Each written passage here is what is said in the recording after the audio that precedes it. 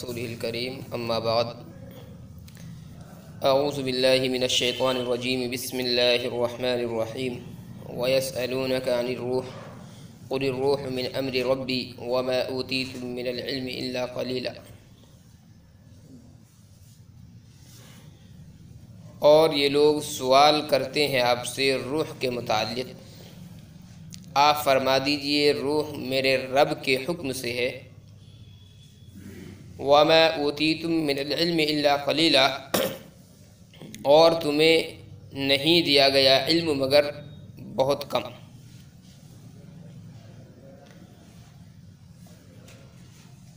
اس آیت مبارکہ میں روح کا تذکرہ فرمایا گیا ہے کہ یہ لوگ آپ سے روح کے متعلق سوال کرتے ہیں۔ حضرت عبداللہ بن مسعود رضی اللہ تعالیٰ عنہ کی روایت ہے، فرماتے ہیں کہ میں آقا صلی اللہ علیہ وسلم کے ساتھ تھا۔ آپ مدینہ منورہ کے ایک ایسے علاقے میں تشریف لے گئے جو غیر آباد علاقہ تھا، کھجورے وغیرہ کے درخت وہاں پر تھے۔ فرماتے ہیں کہ راستے میں چند یہودی تھے، نبی علیہ السلام کا گزر جب ان کے پاس سے ہوا تو ان لوگوں نے آقا صلی اللہ علیہ وسلم کو روک کر کے معلوم کیا کہ اگر آپ اللہ کے نبی ہیں تو روح کے متعلق ہمیں بتائیں۔ روح جو ہے یہ مختلف معنی میں استعمال ہوتا ہے۔ جبرائیل علیہ السلام کے لیے بھی لفظ روح استعمال کیا گیا، حضرت عیسیٰ علیہ السلام کے لیے بھی روح کا لفظ استعمال ہوا ہے، قرآن کریم کے لیے بھی لفظ روح استعمال ہوا ہے۔ تو ایک مفہوم اس کا یہ بھی ہو سکتا ہے کہ یہودیوں نے جو سوال کیا ہے نبی صلی اللہ علیہ وسلم سے کہ روح کے متعلق آپ ہمیں بتائیں، تو مقصود ان کا یہ ہے کہ قرآن کریم کے متعلق آپ تفصیل سے ہمیں بتائیں کہ قرآن کریم جو آپ کے اوپر اترتا ہے اس کی کیفیت کیا ہوتی ہے، اس کو لانے والا کون ہوتا ہے، اور کس طریقے سے آپ کے اوپر وحی کا نزول ہوتا ہے۔ تو گویا قرآن کریم کی کیفیت کے متعلق یہودوں نے سوال کیا ہے۔ حضرت عبداللہ بن مسعود فرماتے ہیں کہ نبی علیہ السلام سے جب سوال کیا تو آقا صلی اللہ علیہ وسلم کے ہاتھ میں ایک چھڑی تھی، اسی پر آپ ٹیک لگا کر کے تھوڑی دیر خاموشی کے ساتھ کھڑے رہے۔ فرماتے ہیں کہ مجھے یہ محسوس ہو گیا کہ نبی علیہ السلام پر وحی کا نزول ہو رہا ہے۔ کچھ دیر کے بعد بھی آقا صلی اللہ علیہ وسلم نے پھر یہ آیت تلاوت فرمائی، وَيَسْأَلُونَكَ عَنِ الرُّوحِ، کہ یہ لوگ آپ سے روح کے متعلق سوال کرتے ہیں۔ قُلِ الرُّوحُ مِنْ أَمْرِ رَبِّي، آپ فرما دیجئے کہ روح میرے رب کے حکم سے آتی ہے۔ یہ ایک روایت ہے جو حضرت عبداللہ بن مسعود رضی اللہ تعالیٰ عنہ کی روایت ہے۔ ایک روایت اس سلسلے میں حضرت ابن عباس رضی اللہ تعالیٰ عنہ کی ہے، جس سے پتہ چلتا ہے کہ یہ جو واقعہ ہے یہ مدینہ منورہ کا واقعہ نہیں ہے بلکہ مکہ المکرمہ میں اس طرح کا ایک واقعہ پیش آیا ہے۔ قریش جو ہے ایک مرتبہ جمع ہوئے، آپس میں انہوں نے میٹنگ کی اور آپس میں وہ تذکرہ کرنے لگے کہ محمد کو ہم لوگ بچپن سے جانتے ہیں، جوانی انہوں نے ہمارے درمیان میں گزاری ہے، اور کبھی کوئی نہیں بتا سکتا کہ محمد نے کسی کے سامنے کوئی جھوٹ بات کہی۔ پھر یہ اچانک سے نبوت کا دعویٰ کر رہے ہیں، اب یہ بات جو ہے ہماری سمجھ میں نہیں آ رہی کہ اس بات کو ہم تسلیم کریں یا اس بات کو رد کریں۔ تو آپس میں پھر قریش نے مشورہ کیا کہ مدینہ منورہ میں یہودی لوگ رہتے ہیں اور وہ چونکہ اپنی کتابوں کے بڑے عالم بھی ہیں، اس لیے ایسا کریں کہ ان سے جا کر کے کچھ معلومات کریں اور کوئی ایسی علامت اور نشانی معلوم کر کے آئیں جس سے ہمیں پتہ یہ چل جائے کہ واقعی محمد عربی صلی اللہ علیہ وسلم اللہ کے نبی ہیں یا نہیں ہیں۔ تو ان لوگوں کا ایک وفد باضابطہ مدینہ منورہ یہودی علماء کے پاس پہنچا اور انہوں نے جا کر کے نبی علیہ السلام کے متعلق کچھ استفسار کیا، معلوم کیا کہ کوئی ایسی علامت ہمیں بتلائیں کہ جس سے ہمیں یہ پتہ چل جائے کہ نبی صلی اللہ علیہ وسلم اللہ کے رسول واقعی ہیں یا جھوٹ بولتے ہیں۔ یہودی علماء نے کہا کہ تم جا کر کے محمد صلی اللہ علیہ وسلم سے 3 سوال کرنا، اگر وہ تینوں کا جواب دے دیتے ہیں تو یہ دلیل ہے اس بات کی کہ وہ اللہ کے نبی نہیں ہے، اور اگر تینوں سوالوں کے متعلق یہ کہہ دیتے ہیں کہ مجھے معلوم نہیں، تینوں کا ہی جواب نہیں دیتے، تو یہ بھی دلیل اس بات کی ہے کہ وہ اللہ کے نبی نہیں ہے، اور اگر 2 سوالوں کا آپ کو وہ جواب دے دیں اور تیسرے کا جواب نہ دے پائیں تو سمجھ لینا کہ وہ اللہ کے نبی ہے۔ یہ 3 سوال جو ہیں ان لوگوں نے بتائیں۔ جن میں 2 سوالوں کا جو تذکرہ ہے وہ آگے سورہ کہف آ رہی ہے، اس کے اندر 2 سوالوں کا تذکرہ کیا گیا ہے، اور ایک سوال روح کے متعلق ہے۔ پہلی چیز انہوں نے معلوم کی کہ سوال کیا کہ ان سے جا کر کے معلوم کریں روح کی حقیقت کیا ہے۔ دوسرا سوال، وہ کون لوگ تھے جو اللہ کے خوف سے اور اللہ کے ڈر کی وجہ سے اپنے دین پر مضبوط اور قائم رہنے کے لیے غار کے اندر جا کر کے چھپ گئے تھے۔ یہ چونکہ ایک عجیب واقعہ تھا اور اس واقعے سے بہت کم لوگ واقف تھے، اس لیے اگر وہ اللہ کے نبی ہوں گے تو ضرور اس واقعے کو جانتے ہوں گے۔ تیسرا سوال انہوں نے یہ رکھا کہ اس آدمی کے متعلق بتائے جس نے مشرق و مغرب کا سفر کیا تھا۔ یہ 3 سوال یہودیوں نے نبی علیہ السلام کی خدمت میں دے کر کے ان لوگوں کو بھیجا۔ یہ لوگ آئے اور آقا صلی اللہ علیہ وسلم سے تینوں سوال انہوں نے کیے۔ نبی علیہ السلام نے کہا کہ میں تمہیں ان کا جواب کل دوں گا، اور اتفاق کی بات یہ کہ نبی علیہ السلام نے کل کا وعدہ تو کر لیا، لیکن اس وعدے میں انشاءاللہ کہنا آقا علیہ السلام بھول گئے، جس کی پاداش میں یہ ہوا کہ تقریباً 12 یا 15 دن یا 40 دن تک وحی کا سلسلہ رکا رہا۔ کچھ مختلف روایتیں ہیں اس میں، کچھ میں 12 دن کا تذکرہ ملتا ہے، کچھ میں 15 دن کا ہے، کچھ میں 40 دن کا بھی تذکرہ ملتا ہے کہ 40 دن تک نبی علیہ السلام پر کوئی وحی نازل نہیں۔ اب قریش کو یہ کہنے کا موقع مل گیا، ہنسی اڑانے کا موقع مل گیا کہ دیکھو انہوں نے وعدہ تو کیا تھا کل جواب دینے کا، لیکن ان کے پاس جواب ہے نہیں کسی بھی سوال کا، اس لیے اب یہ ٹال مٹول کر رہے ہیں اور جواب نہیں دے پا رہے ہیں۔ 40 دن کے بعد میں پھر حضرت جبرائیل علیہ السلام وحی لے کر کے نازل ہوئے، اور نبی علیہ السلام کو پہلا حکم دیا گیا وَلَا تَقُولَنَّ لِشَيْءٍ إِنِّي فَاعِلٌ ذَلِكَ غَدًا إِلَّا أَن يَشَاءَ اللَّهُ، کہ وحی کے نازل ہونے سے جو چیز مانے تھی وہ یہ تھی کہ آپ نے انشاءاللہ نہیں کہا تھا اور وعدہ فرما لیا تھا، اس لیے حکم دیا گیا کہ آئندہ جب کبھی آپ کسی چیز کے متعلق وعدہ کریں تو انشاءاللہ ضرور کہہ لیا کریں۔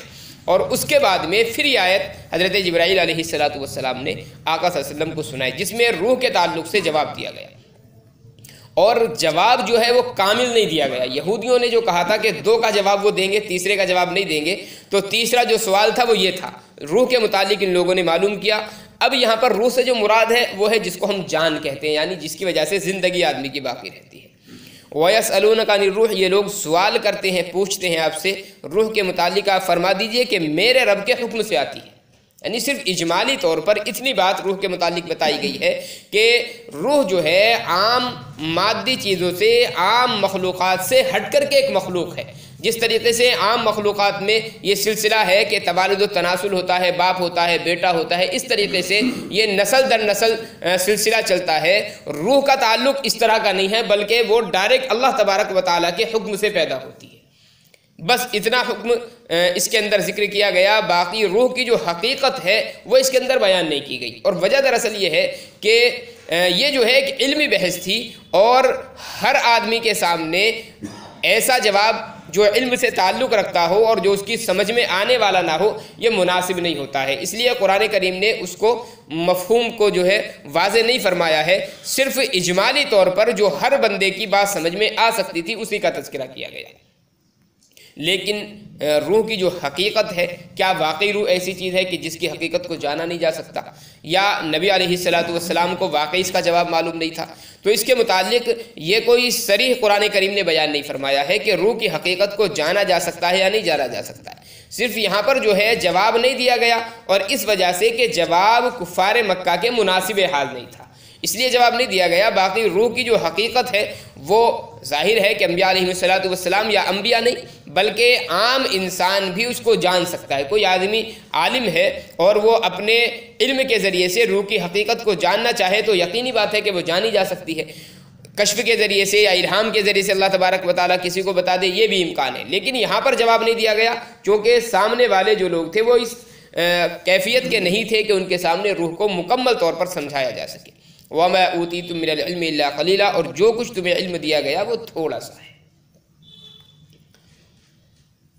وَلَئِن شِئْنَا لَنَذْهَبَنَّ بِالَّذِي أَوْحَيْنَا إِلَيْكَ، اور اگر ہم چاہیں تو سلب کر لیں آپ سے وہ علوم جو ہم نے آپ کی طرف وحی کیے، ثُمَّ لَا تَجِدُ لَكَ بِهِ عَلَيْنَا وَكِيلًا، پھر آپ اس علم کے تعلق سے ہمارے خلاف کوئی مددگار بھی نہیں پائیں گے۔ یہ اشارہ کیا گیا ہے کہ آدمی کے پاس کتنے بھی علوم ہو، ظاہر ہے وہ اللہ تبارک و تعالیٰ کی عطا سے ہوتے ہیں۔ کسی آدمی کا کوئی کمال نہیں ہوتا ہے یا آدمی کے ذاتی علوم انسان کے پاس نہیں ہوتے۔ اللہ تبارک و تعالیٰ چاہے تو چند سیکنڈ کے اندر تمام کے تمام علوم سلب کر سکتا ہے، اور اس لیے کسی بھی علم پر کبر یا کسی بھی علم پر بڑائی کا اظہار نہیں ہونا چاہیے۔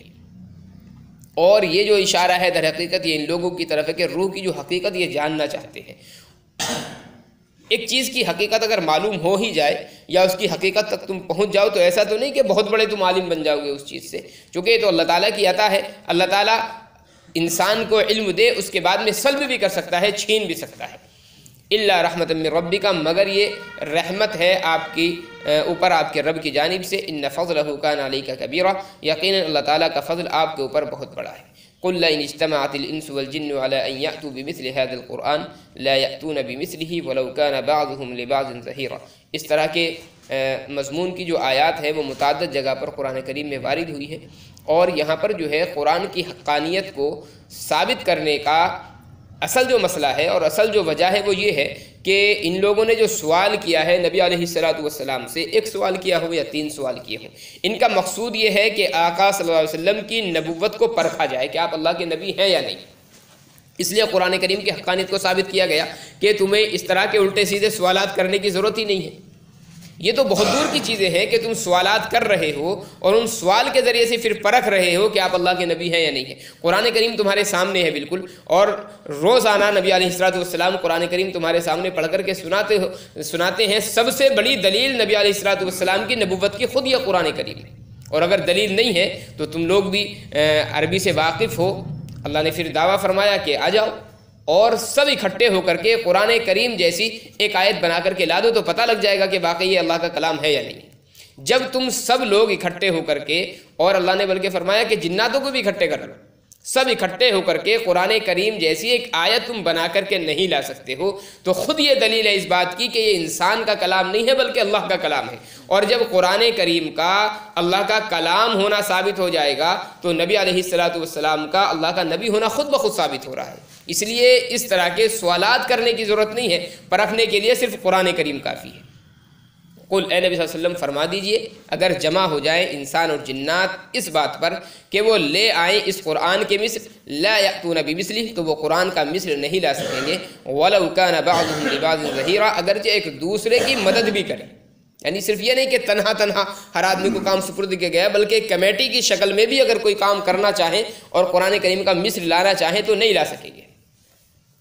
بڑے واقعات مشہور ہیں عرب کے، جب یہ چیلنج کیا گیا ہے تو بہت سے لوگوں نے اس چیلنج کو قبول کیا اور کوششیں کی ہیں کہ کسی طریقے سے قرآن کریم کا مثل لا کر کے پیش کریں۔ ایک عالم کے متعلق لکھا ہے، بہت بڑے عالم تھے وہ، جب قرآن کریم کی انہوں نے آیات سنی ہے تو چونکہ فصاحت و بلاغت ان کی بے مثال تھی، وہ کہنے لگے جی میں اس کا مثل بنا کر کے پیش کر سکتا ہوں۔ اور انہوں نے وقت کا جو بادشاہ تھا اس کے سامنے یہ بات رکھی، کہا مجھے جن چیزوں کی ضرورت ہوگی وہ چیزیں آپ دے دیں اور میں قرآن کریم جیسی آیات بنا کر کے پیش کروں۔ بادشاہ نے کہا جی ٹھیک ہے، بتائیے آپ کو کیا کیا چاہیے۔ اس نے کہا پہلی بات تو یہ کہ مجھے ایک عالیشان کمرہ چاہیے اور اس کمرے کے آس پاس بھی کوئی مجھے نظر نہ آئے۔ بادشاہ نے انتظام کر دیا، پھر اس نے کاغذات اور قلم وغیرہ کا انتظام کیا۔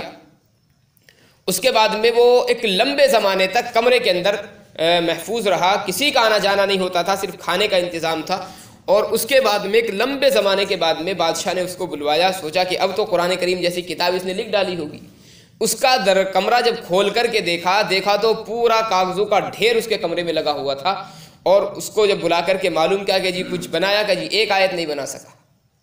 پھر اس نے اپنا واقعہ بیان کیا کہ میں روزانہ کوشش کر کے قرآن کریم جیسی آیات لکھتا تھا اور مطمئن ہو جاتا تھا کہ میں نے قرآن کریم جیسی آیت بنا دی ہے، لیکن اگلے دن جب میں اس کو خود پڑھ کر کے دیکھتا تھا تو مجھے خود ہنسی آتی تھی اور پھاڑ کر کے میں پھینک دیا کرتا تھا کاغذ۔ تو ایک لمبے زمانے تک اس طریقے سے وہ کاغذوں پر آیات لکھتا رہا اور پھاڑتا رہا، نتیجہ یہ نکلا کہ ایک بھی آیت قرآن کریم جیسی وہ بنا نہیں سکا۔ تو ظاہر ہے قرآن کریم جو ہے یہ خود کھلا معجزہ ہے اور نبی علیہ السلام کی نبوت پر واضح دلیل ہے۔ وَلَقَدْ صَرَّفْنَا لِلنَّاسِ فِي هَذَا الْقُرْآنِ مِنْ كُلِّ مَثَلٍ، اور ہم نے لوگوں کے لیے اس قرآن میں بار بار مثالیں بیان کی ہیں۔ فَأَبَى أَكْثَرُ النَّاسِ إِلَّا كُفُورًا، لیکن اکثر لوگوں کی نفرت ہی، انکار ہی بڑھتا جاتا ہے۔ फ़अबा अक्सरुन्नास इल्ला कुफूरा, लेकिन अक्सर लोग इनकार किए बगैर न रह सके। वक़ालू लन नुअमिन लका हत्ता तफ़जुर लना मिनल अर्दि यंबुआ। इसके बाद में जो आयात हैं इसमें कुफ़ार मक्का के बेजा चंद सवालात हैं और उनकी फरमाइशें हैं जिनका यहाँ पर तज़किरा किया गया। ये लोग कभी कहा करते थे आप अल्लाह के नबी हैं तो अरब की सरज़मीन बड़ी सूखी ज़मीन है, पानी का इंतज़ाम नहीं, लिहाजा आप चश्मे जारी करें यहाँ से तो हम अल्लाह के नबी मानेंगे। कभी कहते थे आप अल्लाह के नबी हैं तो आपके लिए ज़रा बादशाहों वाले ठाट बाट होने चाहिए, बागात होने चाहिए, खजूरों के और अंगूरों के और महलात होने चाहिए, आपके लिए सोने का एक बाकायदा महल आपका होना चाहिए। कभी कहते थे कि आपने हमको डरा रखा है कि अब हम अगर तुम्हें नबी नहीं मानेंगे तो अल्लाह ताला आसमान से बादलों को हमारे ऊपर गिरा देगा जो अजाब की शक्ल में होंगे, तो आप अल्लाह के नबी हैं तो बादल गिरा के दिखाएं। कभी कहते थे आप अल्लाह के नबी हैं तो अल्लाह को बुलाएं, यहाँ पर अल्लाह आकर के गवाही दे कि आप वाकई उसके नबी हैं तो हम मानेंगे। कभी कहते थे फरिश्तों को लेकर के आएँ और फरिश्ते हमारे सामने आकर के कहें। तो इस तरह की मुख्तलिफ बातें उनकी हुआ करती थी, उसी का तज़किरा आगे किया गया। वक़ालू, ये लोग कहते हैं लन नुअमिन लक, हम आप पर हरगिज़ ईमान नहीं लाएंगे हत्ता कि आप हमारे लिए ज़मीन से चश्मे जारी फरमाते, औ तकून लका जन्नत मिन नखीलिन व इनब, या आपके लिए बागात हों खजूर के और अंगूरों के। जन्नत कहते हैं असल बाग को। फ़तुफ़ज्जिरल अनहार खिलालहा तफ़जीरा, और आप उसके दरमियान से फिर नहरें जारी फरमाएँ, ये जो खूबसूरती की अलामत होती है। औ तुस्क़ितस समा कमा ज़अमत अलैना किसफ़ा, या आप आसमान से हमारे ऊपर कोई टुकड़ा गिराएं अपने ख्याल के मुताबिक। औ तअतिय बिल्लाहि वल मलाइकति क़बीला, या आप अल्लाह को और फरिश्तों को हमारे सामने लेकर के आएँ। औ यकून लका बैतुम मिन ज़ुख़रुफ़, या आपके लिए एक सोने का घर हो। औ तरक़ा फ़िस समा, या आप आसमानों में चढ़ जाएँ और हम देखें कि वाकई आप आसमानों में जा रहे हैं तो यकीन करेंगे आप अल्लाह के नबी हैं। फिर आगे कहते हैं कि नहीं, खाली चढ़ कर के यकीन नहीं होगा हमें, आप आसमानों पर जाएं, वहाँ से किताब लेकर के आएँ हमारे लिए, हम किताब को पढ़ेंगे तो यकीन करेंगे आप अल्लाह के नबी हैं। वलन नुअमिन लिरुक़य्यिक, और हम हरगिज़ ईमान नहीं लाएंगे सिर्फ आपके चढ़ने से। हत्ता तुनज़्ज़िल अलैना किताबन, हत्ता कि आप हमारे लिए कोई किताब लाएँ, नक़रऊ, जिसको हम पढ़ें। कुरान करीम ने इन सारे एतराज़ात का कुछ जवाब नहीं दिया है, क्योंकि ज़ाहिर है ये जो एतराज़ात थे ये कोई जवाब देने लायक एतराज़ ही नहीं थे। इसलिए कुरान करीम ने बड़ी संजीदगी के साथ सिर्फ एक जवाब दिया, सुबहान रब्बी, आप फरमा दीजिए मेरा रब की ज़ात पाक है। हल कुन्तु इल्ला बशर रसूला, मैं तो सिर्फ एक बशर हूँ और रसूल हूँ, यानी मेरा काम इन तुम्हारे मुतालबात को पूरा करना नहीं है। मेरा काम सिर्फ इतना है कि अल्लाह ने तुम्ही में से मुझे रसूल बनाया है, और रसूल का जो काम होता है वो सिर्फ ये होता है कि अल्लाह के पैगामात बंदों तक पहुँचा देना। बाकी मुतालबात को पूरा करना ये रसूल के ज़िम्मे भी नहीं होता है, उनके बस में भी नहीं होता है। अल्लाह तबारक व तआला हाँ किसी मुतालबे को पूरा करना चाहे तो मुतालबा पूरा हो जाता है, और अगर अल्लाह के मुतालबे को पूरा ना करना चाहे तो मुतालबात पूरे नहीं होते हैं। मेरा जो काम है वो सिर्फ आप तक पैगाम का पहुँचा देना है। अल्लाह ताला अमल की तौफीक इनायत फरमाए। सुब्हानल्लाहि व बिहम्दिही, सुब्हानकल्लाहुम्मा व बिहम्दिका, व नशहदु अल्ला इलाहा इल्ला अंता नस्तगफिरुका व नतूबु इलैक। सुब्हान रब्बिका रब्बिल इज़्ज़ति अम्मा यसिफून, व सलामुन अलल मुरसलीन।